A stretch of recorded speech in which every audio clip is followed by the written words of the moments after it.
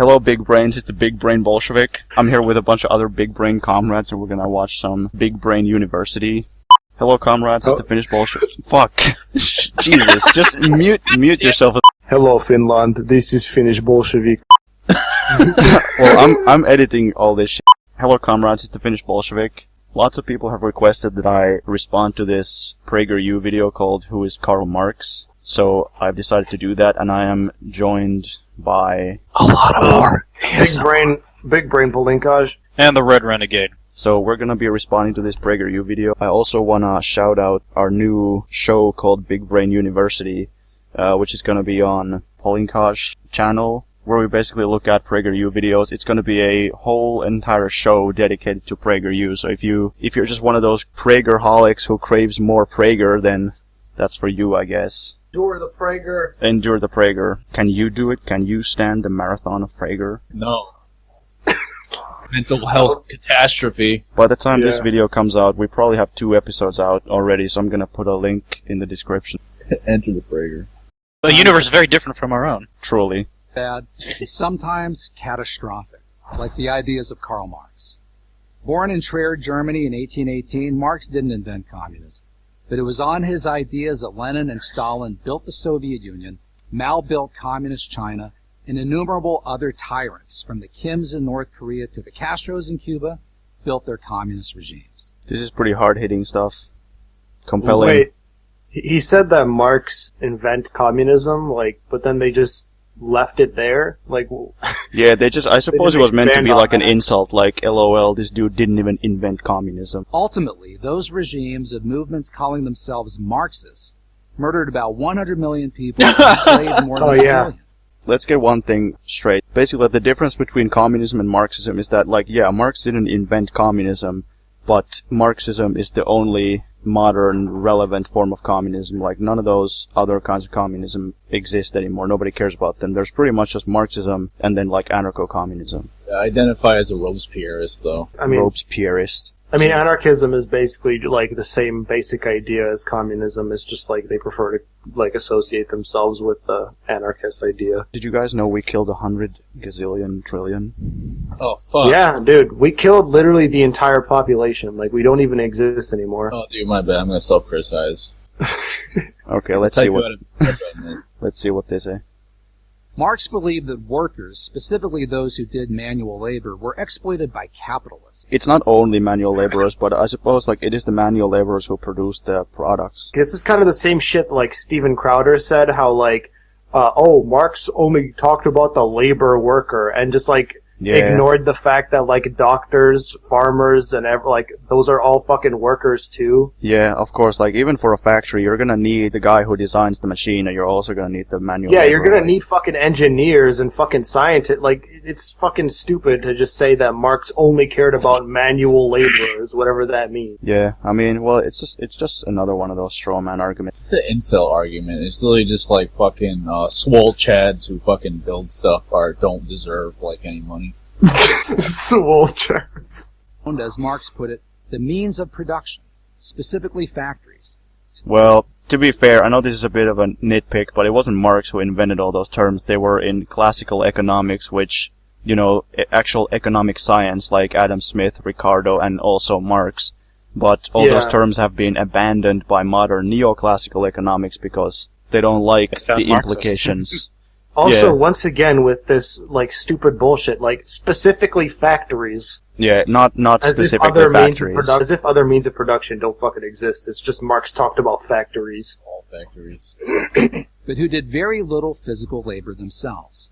Only a workers' revolution, Marx wrote in Das Kapital, could correct this injustice. What would that revolution look like?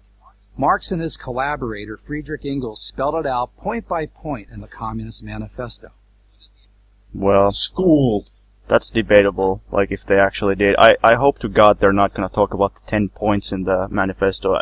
If you want to know what the 10 points are, I'm gonna put a link in the description to my video called Libertarians Don't Understand the 10 Planks of Communism. Marx never said that there ought to be a revolution. He said that there will be a revolution. It was a prediction, not a fucking invitation. It's Hegelian logic. It's basically saying that this is a historical necessity. In order for the historical necessity to happen, revolution will have to happen, and revolution will happen. Abolition of property and inheritance, and the centralization of credit, communication, and transport in the hands of the state. Well, okay, they are kind of talking about the 10 points, which is a bit disappointing, but he does say that they should have like 100% inheritance tax, and they should take the banks and the transportation and communication and stuff like that into the hands of the state. But that's not communism yet, and that's not socialism yet. Those are just policies. Yeah, the 10 points basically were supposed to be like initial steps to take to move in a progressive direction, but they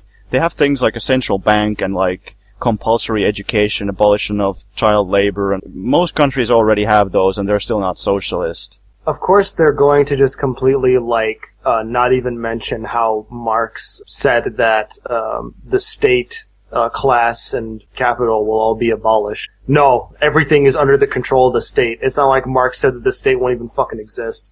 State owns and controls pretty much. God, yeah. The communism is when the government does stuff. Take a screenshot. Turning Point USA. Does the state wipe my ass for me? That'd be awesome. I'm just gonna point out that in the Soviet Union, which is, you know, the archetypal socialist poster boy for Marxist country, like, in the Soviet Union, the state didn't own most things. Most people worked in collective farms, which were cooperatives owned by the farmers and not by the state. This notion was widely discussed and debated in European intellectual circles during Marx's lifetime. But nothing much came of it until Vladimir Lenin. Okay, I like this part. Like, just intellectuals talked about it. It's not like there was a labor movement that predated the fucking Soviet Union. Fuck you. Paris Commune never fucking happened. Yeah, I was gonna mention the Paris Commune as well. I mean, every country had a labor movement after fucking Marx. I don't remember who called it, but I think one of the two most dangerous books in the world was Darwin's Origin of Species and the Communist Manifesto. Also, last year, the Communist Manifesto, I think, was the biggest seller in the UK. Just a little fun fact. It took power in Russia in 1917. This changed everything. Despite its repeated economic failures, Lenin's Russia, which became known as the Soviet Union, became the model for dictators around the world.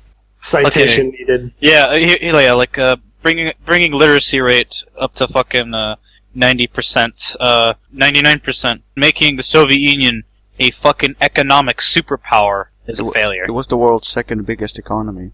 Such a failure. From fucking pulling horse-riding carriages to a fully industrialized fucking economy in, 20 years? In just a few decades, they went from Rasputin to Sputnik. When your country literally has a bigger economy than every capitalist country in the world except one, and you're a failure. You failed. Sorry, bro.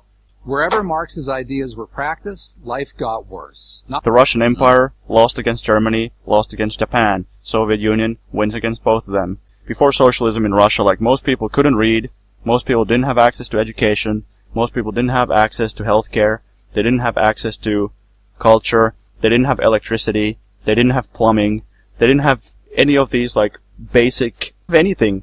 The country was chronically starving. Everything got better with socialism. They got education, they got their basic necessities of life met. They started using modern tools to work. They started using tractors and machines. They started having access to things like books and movies, and they were actually living like human beings for the first time ever. So to me it's just fucking crazy to say everything got worse. Even in the democracy aspect, the Soviet Union was considerably more democratic than in the Tsarist, Russian Empire. Minorities had no rights, women had no rights. So this is just preposterous to say that life got worse. Insert video of old women talking about becoming an electric engineer in the Soviet Union. To produce engineers and technicians for the new society, training was expanded. And the communists said women should have equality with men, with equal pay. Ella Shistya was one of a new generation of women. Когда Ленин сказал, стране нужна электрификация, а коммунизм это советская... When Lenin said that communism is Soviet power plus electrification, I decided that I should become an electrical engineer, that was my holy duty. And I didn't want to just draw up plans. I wanted to build an electric power station. That was my mission, and I achieved it. The revolution gave me the right to feel equal to any man. It gave me the right to work, to study what I wanted to study. Она давала мне право трудиться, учиться так, как я хочу. I saw an American documentary about socialist Poland in the 1960s, and even that documentary said that, like, oh, we don't like communism, but nobody can deny that Polish people have never had it as good as they do now. Like, oh yeah, I mean, no, for sure. Poland wasn't perfect, not by a long shot, but it was still like, it was always way, way worse before that. Yeah, I mean, because my family's Polish, right? And most of them will tell you that life was better back under socialism than it is now, like far better. Like the problem with the Polish socialism though is that like they never collectivized agriculture, organized religion, and religion with the state. And they never cracked down on private business, and so it was a very lacking socialist system. Yet it still did better back then than it is doing now. Yeah, like the fact that they didn't collectivize agriculture left agriculture underdeveloped, because they just had these small peasant households. I mean, yeah, they didn't crack down on religion, but they didn't try to, like, accommodate the religion either. That is true. They didn't create any kind of alliance between, in my opinion, what they should have done is to say, like, well, Jesus clearly was a friend of the poor, so... That is true, yeah. I mean, but at the same time, like, you know, a lot of people, even under Polish socialism, still grew up with, like, this very Catholic tradition. Oh yeah, they still, like, taught that in schools and everything. Yeah, and so the West actually used that against socialist Poland, because they specifically, actually, there's, like, documentation that proves that they specifically chose Pope John Paul II to convince the Polish people to revolt against the socialist government. I think they should have just, like, started a faction of Catholicism that opposes the Pope, because, like, you see all the right-wingers in the U.S., like all the right-wing Catholics opposing the current Pope because they think he's too much of a leftist. Yeah. Yeah, God forbid he thinks people should get chances. Not by a little, but by a lot. There is not a single exception to this rule.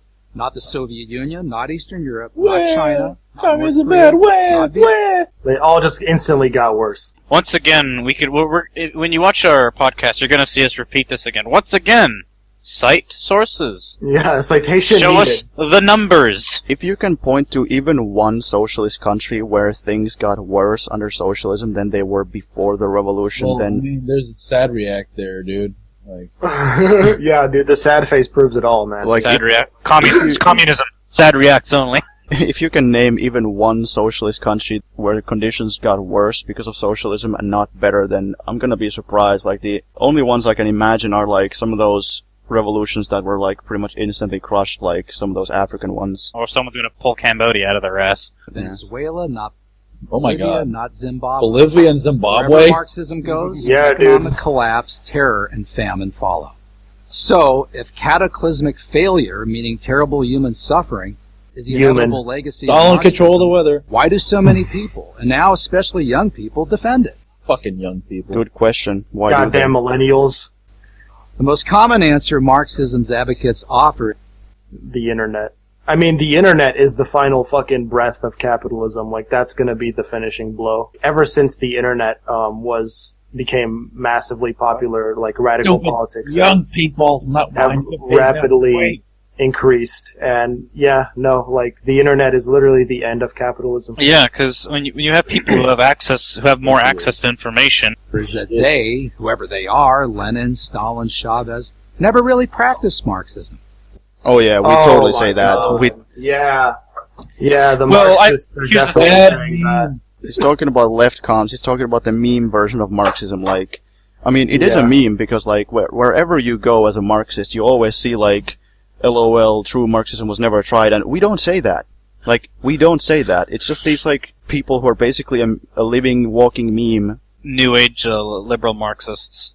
I mean, yeah, Left like, they have literally the basis of their ideology is opposition. Like, that's the basis of their ideology. Bunch of people who claim to be Marxist, but they don't actually advocate for Marxism, they just shit on previous attempts at Marxism. It's a good thing that they strawman us like this, though, because whenever you argue with, like, a PragerU, jerking conservative, they'll be like, oh, what are you gonna tell me? The Soviet Union was not real communism? And then you're just like, no, it was real communism, and it was good.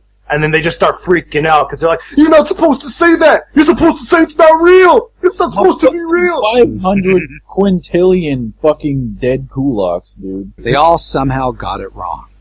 Marxism, we are told, is about sharing what we have, according to his ability, to each according to his needs, as Marx put it. Why you gotta make it so fucking stupid? Like, it's PragerU, man. It's PragerU. What did you expect? If you're trying to say that Marx was all about fucking love or something, it's just like, what the fuck are you on about? Like, he wasn't a hippie. Do you think that this is supposed to be some kind of, like, reasonable, really serious dialogue or something? No, it's just propaganda is what this is. Socialize the means of production, not share everything you have. Not just, like, literally give everyone access to absolutely everything. Marxism is about getting what you earned, getting what you actually worked for. Let's very briefly explain what socialism is. Socialism is when everybody works, nobody just sits around and collects interest or collects money just from owning stocks or owning shares or something. No, everybody works and everybody earns an honest living that way. Capitalism is where you have a bunch of capitalists who own all the workplaces and who own all the property, and they get wealth by owning capital. Capital is money that makes money. It's investment. But in socialism, you just get money by working. It's not about butterflies and rainbows or something.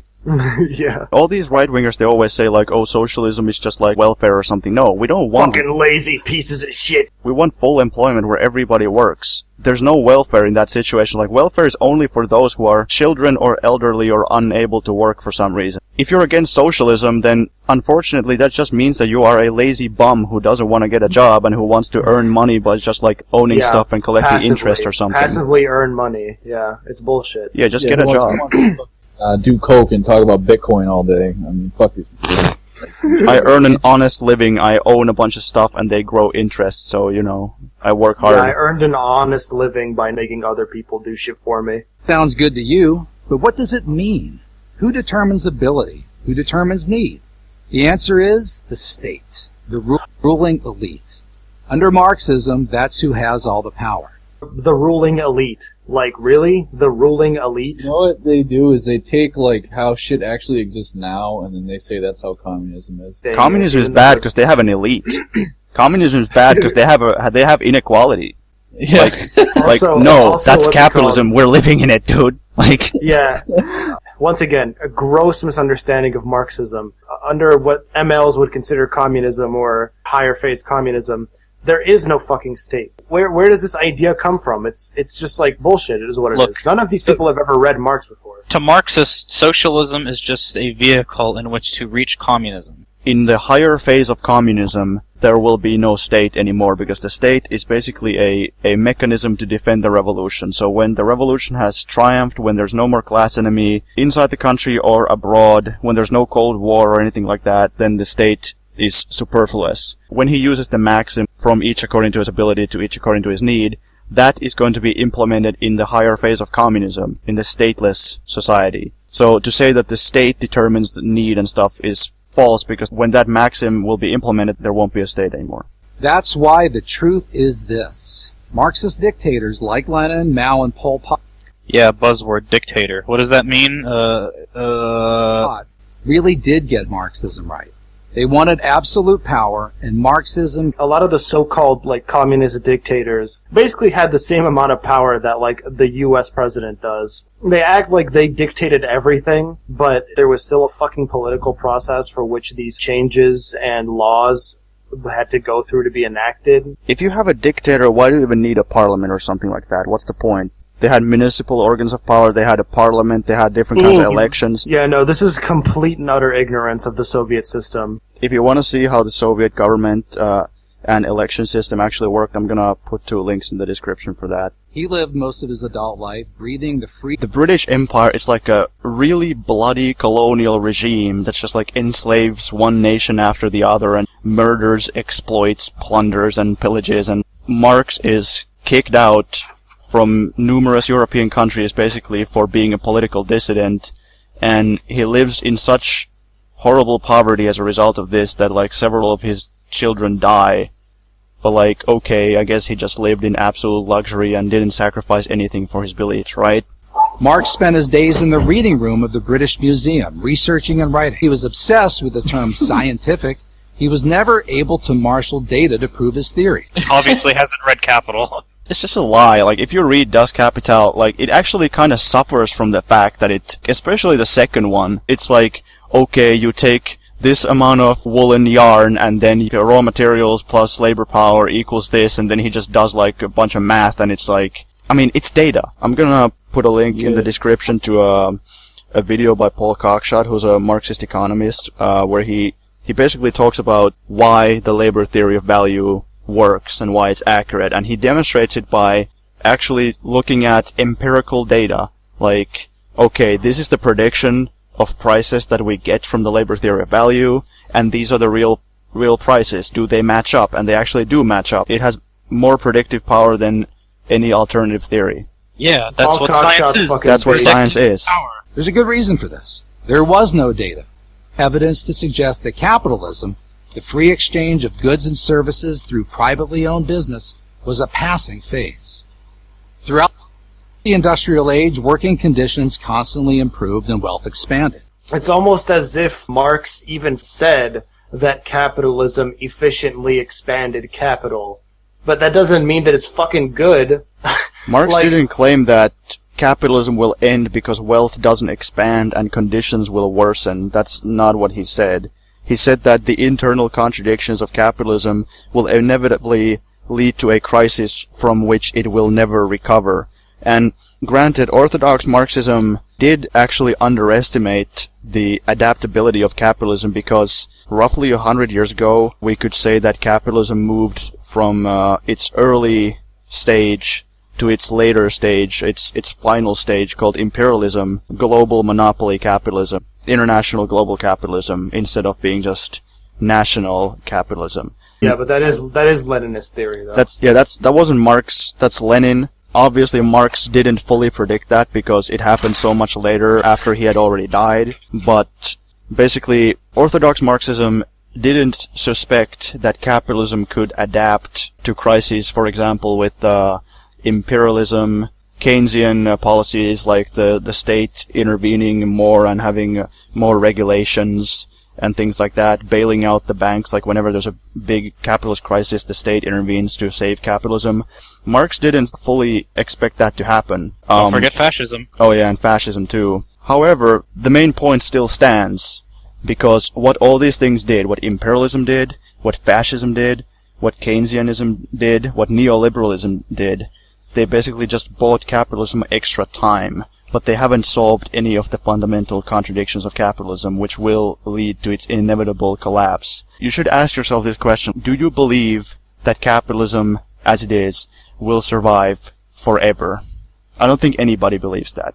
It's just impossible. You see all these problems, like, even if we don't talk about the environmental crisis, which, I mean, obviously we have to, but even if we ignore that altogether, we've barely even recovered from the previous global capitalist crisis, and that was all done with debt. So all that we have done is we've created a even bigger bubble, and there's all these other crises that are coming, like the consumer debt bubble and like all this stuff, because in capitalism you need constant growth, you need increasing consumption, you need people to buy more and more stuff, and obviously that is already destroying the environment. It's not sustainable. We're gonna destroy the planet, we're gonna run out of materials, we're gonna run out of resources. But even if that didn't happen, there is still yet another limit.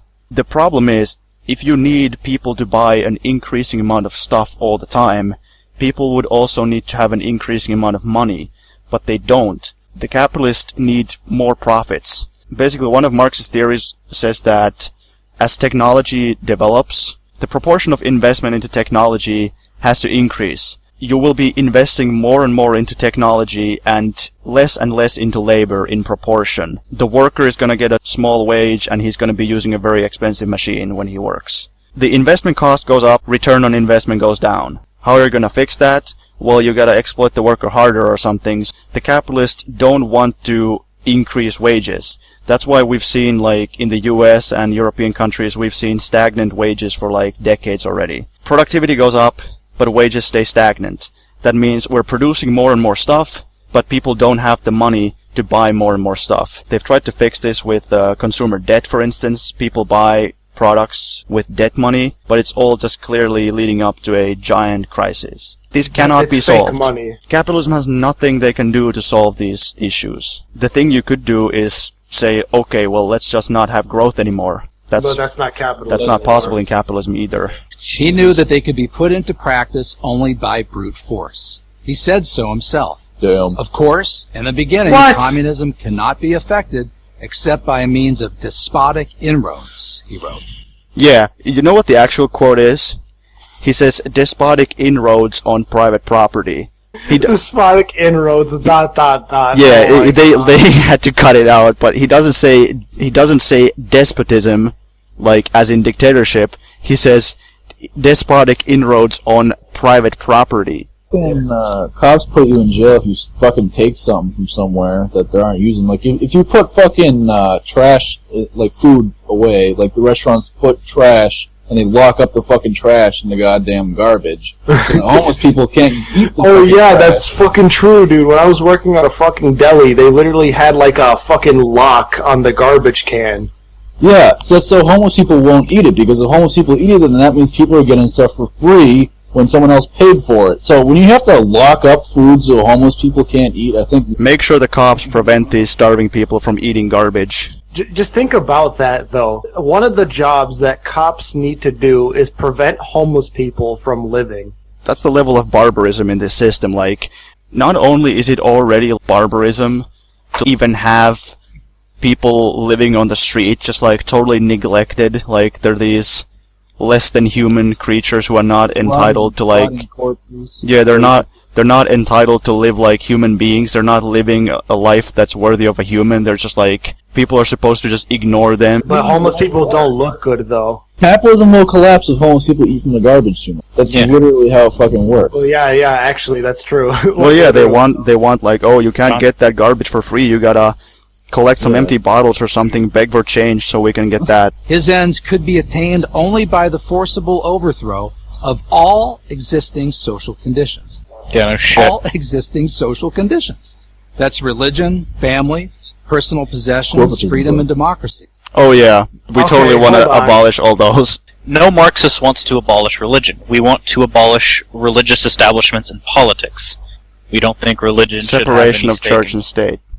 Yeah, which is a fucking American concept, is it not? Notice how all of these things, besides personal possessions, which that one is just completely fucking stupid, but all of these things, the concept of religion, the concept of family, the concept of freedom, and the concept of democracy, he's not saying that those things need to be gotten rid of. He's saying that the current condition of those things must be eliminated. The current understanding of so-called freedom under capitalism, liberal understanding of the family. No Marxist wants to abolish the family. Matter of fact, Marx talked about how capitalism has destroyed the family. Yeah, like Marx says that the problem with marriage in capitalism is that money ruins it.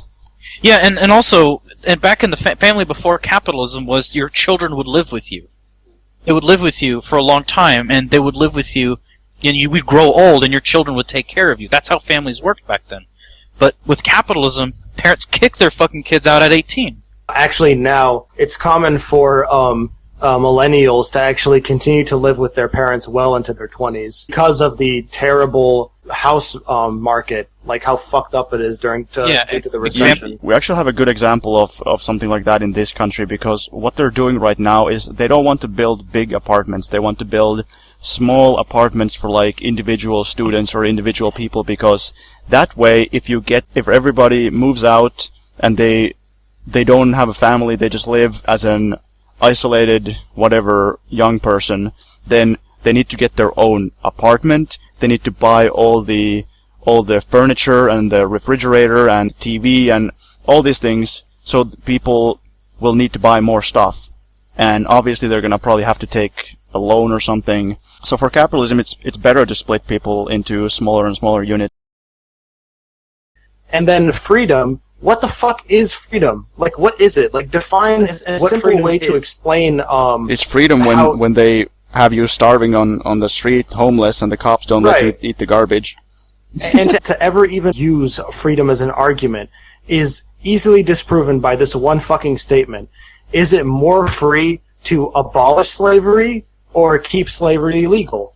Because it entirely depends on what your opinion is.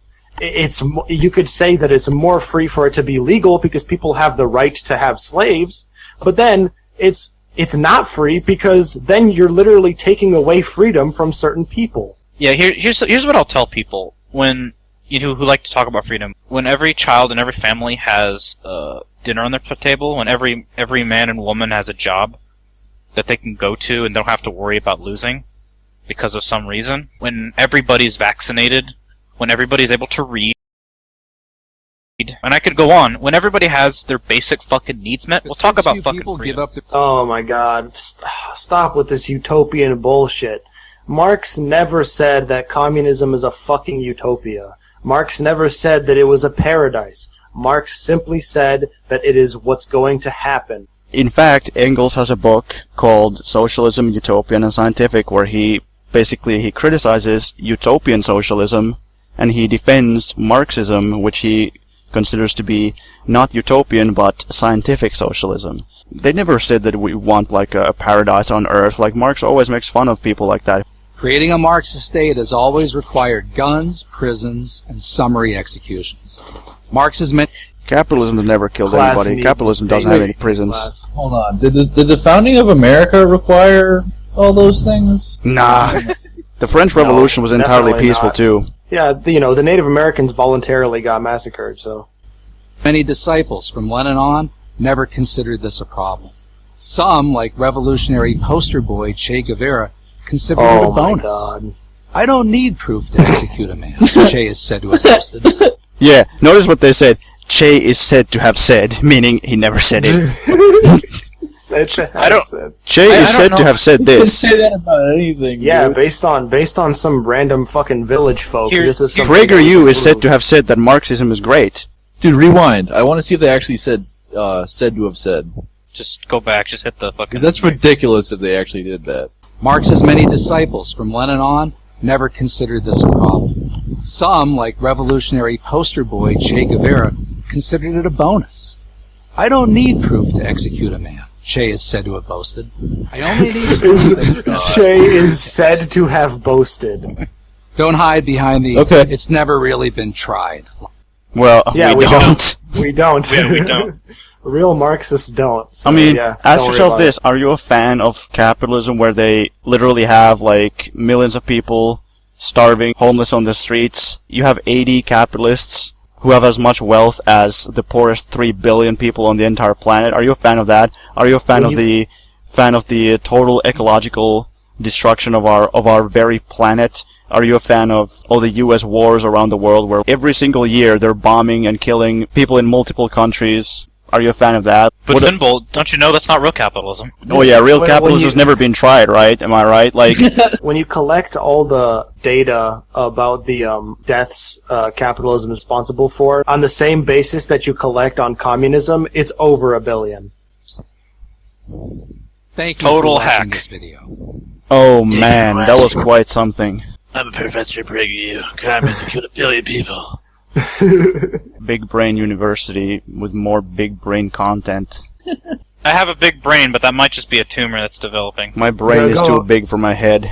When you watch Big Brain University, you can just feel your brain expanding. It's getting bigger and bigger, and like eventually your skull will burst open.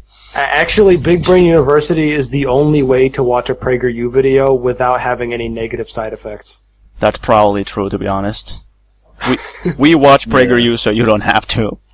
That's our motto.